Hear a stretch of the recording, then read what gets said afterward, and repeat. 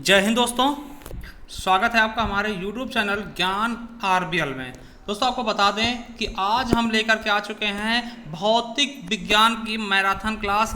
देखिए इसमें हम देखेंगे 100 क्वेश्चन। क्या ये 100 क्वेश्चन की सीरीज होगी दोस्तों। इसके बाद फिर हम 100 के लेकर आएंगे, मतलब इसी प्रकार के हम लगभग 6 पार्ट लेकर के आएंगे जिसमें हम भौतिक विज्ञान से संबंधित यानी फिजिक्स से संबंधित पूरे 600 क्वेश्चन देख लेंगे। और ये जो सीरीज होगी दोस्तों सभी एग्जाम के लिए मोस्ट इंपॉर्टेंट होगी, चाहे वो आपका यूपी ट्रिपल एस सी पेट का एग्जाम हो या फिर यूपीएसआई का हो या फिर आने वाले रेलवे की जितने भी फॉर्म भरे थे आपने, चाहे ग्रुप डी हो एनटीपीसी, सभी के लिए मोस्ट से भी मोस्ट इंपॉर्टेंट होने वाली है ये क्लास। तो दोस्तों आपको हम बता दें कि चलिए आज शुरू करते हैं दोस्तों भौतिक विज्ञान का पहला पार्ट। ठीक है, देखिए इसमें 100 देखेंगे, फिर उसके बाद 100, मतलब इस तरीके से हम 6 पार्ट में टोटल लगभग 600 क्वेश्चन देख लेंगे और वो क्वेश्चन आपके लिए बेहद इंपॉर्टेंट होंगे। अब देखिए हमने इसमें किया क्या है कि आपके लिए वन लाइनर क्वेश्चन लेके आए हैं, क्योंकि देखिए ऑप्शंस वाले में थोड़ा सा टाइम लगता है। वन लाइनर क्वेश्चन आपके लिए बहुत जल्दी मतलब कि बहुत कम समय में बहुत ज्यादा क्वेश्चन आपके लिए हम करवा पाएंगे। ठीक है, तो चलिए दोस्तों शुरू करते हैं टोटल क्वेश्चन भौतिक विज्ञान से। तो देखिए पहला क्वेश्चन क्या है। देखिए पहला क्वेश्चन है कि अंतरराष्ट्रीय इकाई प्रणाली में मूल इकाइयों की संख्या है दोस्तों। तो मूल इकाइयों की संख्या कितनी अंतरराष्ट्रीय इकाई प्रणाली में, तो आपको बताना है कितनी दोस्तों, 7 है। क्या है, 7 है। अगला क्वेश्चन है एसआई पद्धति में ऊर्जा अथवा कार्य का इकाई क्या है। तो दोस्तों क्या है, जूल है। ये क्वेश्चन आपके लिए कई बार पूछा जा चुका है एग्जाम में दोस्तों। ठीक है, तीसरा क्वेश्चन क्या है, 1 न्यूटन मीटर कितने जूल के बराबर होता है दोस्तों। तो 1 न्यूटन मीटर 1 जूल के बराबर होता है दोस्तों। ठीक है, चलिए अगला है किलोवाट घंटा किसकी इकाई है। तो दोस्तों किसकी है, ऊर्जा की है। किसकी है दोस्तों, ऊर्जा की है। अगला क्वेश्चन है कि जूल प्रति सेकंड इकाई है। तो जूल प्रति सेकंड किसकी इकाई है दोस्तों, तो ये है आपकी शक्ति की इकाई है। किसकी दोस्तों, शक्ति की। ठीक है, अब देखिए किलोवाट मात्रक का उपयोग किसके मापन में किया जाता है। किलोवाट मात्रक का उपयोग किसके मापन में किया जाता है दोस्तों, तो आपका सही आंसर क्या हो जाएगा, शक्ति के मात्रक में। किसके, शक्ति के दोस्तों। अगला है शक्ति का एसआई मात्रक वाट किसके समतुल्य होता है। जो वाट है दोस्तों किसके बराबर होगा, तो दोस्तों आपको बता दें किलोग्राम मीटर स्क्वायर सेकंड की घात -3 दोस्तों। ठीक है, चलिए अगला क्वेश्चन है एक अश्व शक्ति बराबर होता है दोस्तों कितने वाट के, तो 746 वाट के बराबर होता है एक अश्व शक्ति दोस्तों। और ये क्वेश्चन आपके एग्जाम में दोस्तों बहुत बार पूछा था, हॉर्स पावर जिसको हम बोलते हैं मेरे दोस्तों। ठीक है, तो 9वां क्वेश्चन आपका क्या है कि त्वरण की एसआई इकाई क्या होती है। तो त्वरण की एसआई इकाई क्या होती है, मीटर पर सेकंड स्क्वायर दोस्तों। क्या, मीटर प्रति सेकंड स्क्वायर त्वरण की एसआई इकाई होती है। ठीक है, चलिए अगला क्वेश्चन है बल का मात्रक है। तो बल का मात्रक क्या होता है, किलोग्राम मीटर प्रति सेकंड स्क्वायर दोस्तों। बल का क्या मात्रक होता है, तो किलोग्राम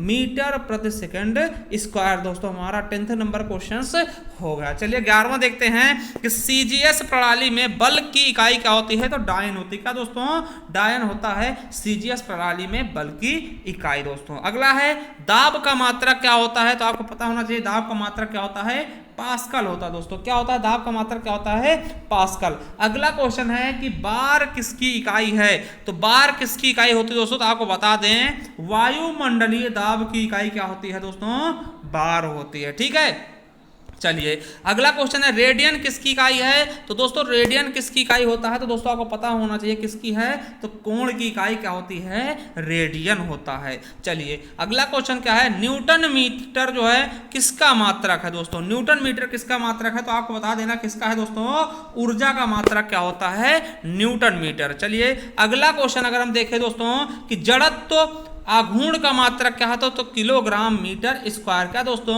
किलोग्राम मीटर स्क्वायर किसका, जड़त्व आघूर्ण का दोस्तों। ठीक है, चलिए अगला क्वेश्चन है कि बल आघूर्ण का मात्रक क्या है, तो न्यूटन प्रति मीटर। क्या दोस्तों, न्यूटन प्रति मीटर किसका है, तो बल आघूर्ण का मात्रक क्या है, तो न्यूटन प्रति मीटर है। वहीं अगर बात करते हैं घनत्व का सही इकाई क्या होगा, तो ग्राम प्रति सेंटीमीटर क्यूब दोस्तों। ठीक है, चलिए अगला है प्रतिबल का मात्रक है दोस्तों, तो क्या है, न्यूटन प्रति मीटर स्क्वायर दोस्तों प्रतिबल का मात्रक है। ठीक है, चलिए अगला है यंग प्रत्यास्था गुणांक का एसआई मात्रक क्या होगा, तो न्यूटन प्रति मीटर स्क्वायर हो जाएगा। ठीक है, तो याद रखेंगे। अगला है पृष्ठ तनाव की इकाई क्या है दोस्तों, तो पृष्ठ तनाव की इकाई क्या है, न्यूटन प्रति मीटर दोस्तों, क्या न्यूटन प्रति मीटर दोस्तों। पृष्ठ तनाव की वजह से दोस्तों जो मच्छर होते हैं वो पानी में नहीं पनप पाते दोस्तों, है ना। पूछा था कि जो तेल डालते हैं दोस्तों पानी में उससे मच्छर उत्पन्न नहीं होता, किसके कारण दोस्तों, तो यही पृष्ठ तनाव। ठीक है, चलिए अगला है ताप मापने की इकाई क्या है, तो सेल्सियस होता है। ताप मापने की इकाई क्या होता है दोस्तों, सेल्सियस होता है। ठीक, तो याद रखेंगे।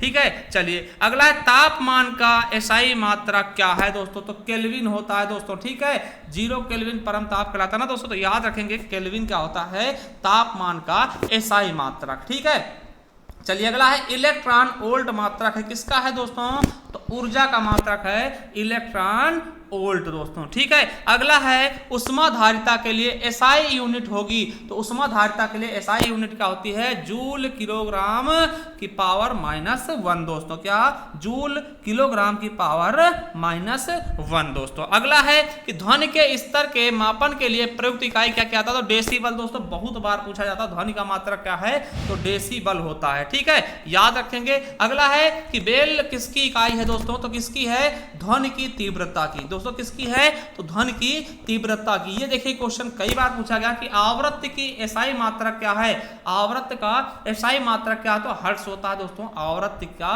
एसआई मात्रक। चलिए अगला है एसआई इकाई में लेंस की शक्ति की इकाई क्या होती है दोस्तों, तो लेंस की शक्ति की इकाई किसमें मापते हैं, डायोप्टर में दोस्तों। जैसे आप चश्मा लेना था, किसने डायोप्टर का है, 0 डायोप्टर या फिर 2 डायोप्टर ना, तो इस तरीके से दोस्तों, तो डायोप्टर क्या होता है, लेंस की शक्ति की इकाई होता है। ठीक है, चलिए अगला है पृथ्वी से तारों की दूरी मापने की इकाई क्या होता है, तो प्रकाश वर्ष होता है दोस्तों, क्या होता है, प्रकाश वर्ष होता है ना। और देखिए दोस्तों पृथ्वी की जो दूरी मापने की इकाई क्या है, प्रकाश वर्ष होता है दोस्तों। सबसे बड़ा मात्रक है पारसेक होता है। ठीक है, चलिए अगला है लक्स किसकी एसआई इकाई है दोस्तों, तो किसकी है, प्रदीप्ति की के स्तर की दोस्तों इकाई क्या है, लक्स किसकी इकाई है दोस्तों, तो प्रदीप्ति का स्तर की। अगला है एंगस्ट्रॉम दोस्तों से क्या मापा जाता है, तो लंबाई मापते हैं, क्या दोस्तों, लंबाई। अगला है कैंडला किसका मात्रक है, तो किसका है, ज्योति तीव्रता का दोस्तों, किसका, ज्योति तीव्रता का मात्रक क्या है, कैंडला है। वहीं बात कर लें ल्यूमेन किसका मात्रक है दोस्तों, तो ज्योति फ्लक्स का है,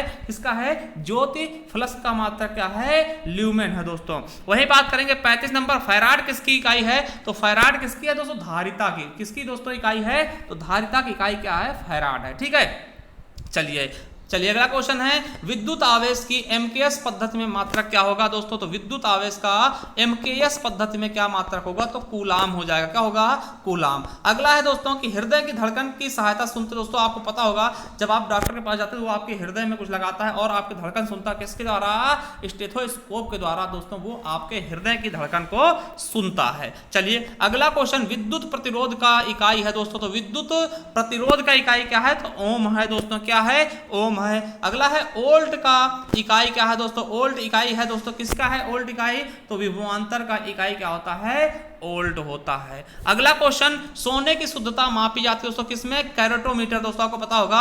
और दोस्तों सोना कितने कैरेट का है, 24 कैरेट ना, तो ये दोस्तों ये चीज आपको पता होना चाहिए। ठीक है, चलिए अगला है विशिष्ट प्रतिरोध का मात्रक क्या है, तो ओम इंटू मीटर दोस्तों, क्या है, ओम इंटू मीटर दोस्तों। वहीं विद्युतशीलता का मात्रक क्या है, तो फैराड प्रति मीटर दोस्तों, क्या, फैराड प्रति मीटर दोस्तों किसका है, विद्युतशीलता का मात्रक होता है। अगला है कि चुंबकीय क्षेत्र की तीव्रता होती है एम्पियर मीटर की घात -1 दोस्तों। ठीक है, तो किसके होते हैं, चुंबकीय क्षेत्र की। अब अगला है प्रेरकत्व की इकाई क्या है, तो हेनरी है दोस्तों, क्या है, हेनरी है। अगला क्वेश्चन भूकंप की तीव्रता मापने का एक पैमाना है, कौन सा है दोस्तों, रिएक्टर स्केल दोस्तों, आपको पता होगा कि कई बार पूछा था कितने रिएक्टर के स्केल पे दोस्तों भूकंप आया है। ठीक है, तो ये चीजें आपको पता होना चाहिए, किस पे मापते हैं, रिएक्टर स्केल से भूकंप की तीव्रता को मापा जाता है दोस्तों। ठीक है, चलिए अगला क्वेश्चन क्या है कि पौधों में वृद्धि मापने का एक यंत्र है। तो पौधों की जो वृद्धि होती है दोस्तों, बढ़ने की कला होती है दोस्तों, वो किससे मापते हैं? कैस्कोग्राफ से दोस्तों। और इनके छल्लों को देख करके दोस्तों, इनके जो छल्ले होते हैं, गांठे होते हैं दोस्तों, उसको देख करके हम इनकी आयु का पता लगाते हैं दोस्तों। चलिए अगला है समुद्र की दूरी है दोस्तों। समुद्र की दूरी किसमें मापते हैं? तो नॉटिकल मील में मापते हैं दोस्तों। और समुद्र की गहराई की बात कर ले दोस्तों, तो किससे मापते हैं दोस्तों? ये आपको कमेंट बॉक्स में कमेंट करना कि समुद्र की गहराई किससे मापते हैं। तो दोस्तों वो आपको कमेंट बॉक्स में कमेंट करके बताना है, ठीक है। चलिए अगला है समुद्री जहाज की गति की अभिव्यक्ति होती है, किसमें होती है? जो समुद्री जहाज होते हैं दोस्तों, उसकी गति किसमें मापते हैं? तो नॉट में मापते हैं दोस्तों, आपको पता होगा। देखिए नॉटिकल मील में दूरी मापते हैं, ठीक है, और नॉट में दोस्तों समुद्र जहाज की गति की अभिव्यक्ति हम मापते हैं। अगला है 49 नंबर का क्यूरी इकाई है दोस्तों। तो क्यूरी किसकी इकाई है? तो रेडियो सक्रियता की इकाई क्या है? क्यूरी है। अगला है लैम्डा के मापन के लिए उपयोग आने वाली इकाई क्या है? तो तरंग दैर्घ्य को दोस्तों हम लैम्डा में व्यक्त करते हैं दोस्तों। देखिए 50 क्वेश्चन देख चुके हैं। तो चलिए अब देखते हैं 51 नंबर। किसको पार्सेक इकाई में मापा है दोस्तों? तो अंतरिक्ष की दूरी को पार्सेक की इकाई में मापते हैं दोस्तों। तो दूसरी दूरी का सबसे बड़ा मात्रक है क्या? पार्सेक दोस्तों, ठीक है। चलिए अगला है एक खगोलीय मात्रक किनके बीच की औसत दूरी होती है दोस्तों? तो किसके बीच की दूरी होती है दोस्तों? तो पृथ्वी और सूर्य के बीच की दूरी को हम खगोलीय मात्रक के नाम से जानते हैं, ठीक है। चलिए एक एंगस्ट्रॉम कितने बराबर होता है दोस्तों? तो 10 की घात -8 सेंटीमीटर के बराबर होता है दोस्तों। अगला है 1 फुट बराबर होता कितने मिलीमीटर के? तो 304.8 मिलीमीटर के बराबर 1 फुट होता है। अगला है 1 बार बराबर होता दोस्तों। 1 बार किसके बराबर होगा? तो 10 की घात 5 पास्कल के बराबर क्या होता है? 1 बार होता है। अगला है 1 नैनोमीटर का मान होता दोस्तों। तो 10 की घात -9 मीटर होता है 1 नैनोमीटर के बराबर मेरे दोस्तों, ठीक है। चलिए ऊर्जा की विमा क्या होती है? तो m L का स्क्वायर और T की -2 है ना। T की जो स्क्वायर होगा वो -2 होगा, ठीक है। तो ये होता है ऊर्जा की विमा दोस्तों। अगला है पृष्ठ तनाव की विमा क्या होता है? तो mt की घात -2 दोस्तों। वही बात करेंगे तो प्लांक का अचर h का विमा सूत्र क्या होगा? तो mL स्क्वायर इंटू टी की घात -1 दोस्तों, ठीक है। चलिए अगला है ml का स्क्वायर और टी की -2 विमीय सूत्र वाली राशियां होती किसकी होती हैं? तो बल, आघूर्ण तथा कार्य की। वही बात करते गति के नियम की खोज किसने की? तो न्यूटन ने की थी दोस्तों, न्यूटन ने, ठीक है। चलिए अगला है न्यूटन के गति के प्रथम नियम से किस राशि की परिभाषा मिलती है दोस्तों? तो प्रथम नियम से न्यूटन के बल की परिभाषा मिलती है ना। क्या होता है? तो न्यूटन दोस्तों 3 नियम दिए थे, 3 में से दोस्तों जो पहला है उसमें किसकी परिभाषा मिलती है दोस्तों? तो बल की परिभाषा इसी से मिल जाती है दोस्तों। तो याद रखेंगे, ठीक है। तो न्यूटन के पहले नियम से दोस्तों बल की परिभाषा मिलती है। ये चीज आपके लिए इंपॉर्टेंट हो सकता है, ठीक है। चलिए अगला क्वेश्चन क्या है आपका कि न्यूटन की गति का कौन सा नियम जड़त्व की व्याख्या करता है दोस्तों? तो न्यूटन का जो प्रथम नियम है दोस्तों वही क्या करता है? जड़त्व का नियम भी बताता है दोस्तों, ठीक है। तो याद रखेंगे। चलिए अगला क्वेश्चन है जब किसी बंदूक से गोली दागी जाती है तो वह पीछे की ओर क्यों धक्का देती है दोस्तों? तो ये चीज आपको बताना है कि जब कोई बंदूक चलाई जाती है दोस्तों तो वो जो है पीछे की ओर झटका देती है, वो क्यों देती है? क्योंकि दोस्तों प्रत्येक क्रिया के बराबर और विपरीत प्रतिक्रिया होती है दोस्तों। ये क्रिया प्रतिक्रिया के नियम पर काम करता है, न्यूटन के तीसरे नियम पर, ठीक है। चलिए अगला क्वेश्चन क्या है कि प्रत्येक क्रिया के समान और विपरीत प्रतिक्रिया होती है, वह न्यूटन का नियम है। तभी हमने बताया है कि तृतीय नियम है दोस्तों। जैसे कि आप से पूछा था है कि जहाज से हम जब उतरते हैं दोस्तों, तो जहाज से जब उतरते हैं तो जहाज पीछे की ओर क्यों चली जाती है? तो वो भी न्यूटन के तृतीय नियम पे काम करती है। और बंदूक से गोली जो निकलती है दोस्तों वो पीछे की ओर धक्का क्यों देती है बंदूक, ठीक है। तो वो भी तृतीय नियम पर ही काम करती है। चलिए अगला क्वेश्चन है कि न्यूटन के द्वितीय गति नियम से के माप का पता चलता है दोस्तों? किसका पता चलता है? तो संवेग का पता चलता है न्यूटन के द्वितीय नियम से, ठीक है। चलिए अगला क्वेश्चन मोस्ट इंपॉर्टेंट, जब किसी वस्तु का वेग दोगुना कर दिया था तो उसका क्या दुगुना हो जाएगा दोस्तों? तो उसका संवेग भी दुगुना हो जाएगा दोस्तों। जब किसी का वेग हम दुगुना करेंगे तो संवेग भी दुगुना हो जाएगा। चलिए, किसी वस्तु का संवेग किस पर निर्भर करता है दोस्तों? तो वस्तु के द्रव्यमान और वेग दोनों पर किसी वस्तु का संवेग निर्भर करता है। चलिए, अगला क्वेश्चन क्या है कि किसी वस्तु के परितः घूमती वस्तु का वेग समान होता है। कब समान होता है? जब चाल भी एक समान होती है दोस्तों। एक समान चाल से जब चलते हैं तभी क्या होता है? उसका वेग भी समान होता है। अगला है मुक्त रूप से गिरते हुए पिंड का त्वरण क्या होता है? तो 9.8 मीटर पर सेकंड दोस्तों पिंड का त्वरण होता है दोस्तों। ठीक है, अगला है बादल वायुमंडल में तैरते हैं अपने अल्प घनत्व के कारण। दोस्तों क्वेश्चन आएगा कि बादल वायुमंडल में क्यों तैरते हैं? तो अपने अल्प घनत्व के कारण दोस्तों वो तैरते हैं दोस्तों। ठीक है, अगला है तैराक को नदी के मुकाबले समुद्र में तैरना आसान होता है। क्यों? क्योंकि समुद्र पानी का घनत्व साधारण पानी से अधिक होता है दोस्तों, इसलिए तैराक जो होता है समुद्र में आसानी से तैर सकता है नदी के मुकाबले दोस्तों। ठीक है, चलिए अगला क्वेश्चन क्या है? एक वस्तु के जड़त्व की प्रत्यक्ष निर्भरता किस पे होती है? तो द्रव्यमान पर होती है दोस्तों। किस पे?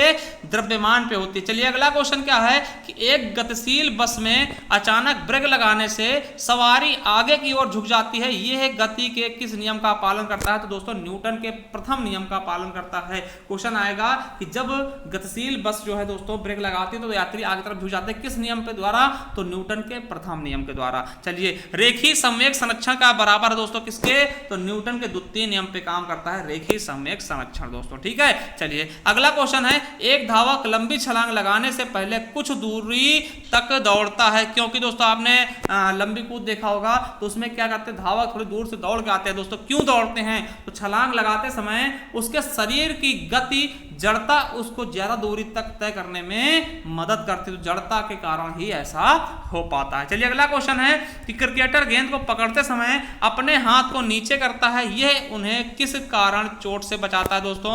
तो संवेग संरक्षण के नियम के कारण दोस्तों उन्हें चोट से बचा लेता है।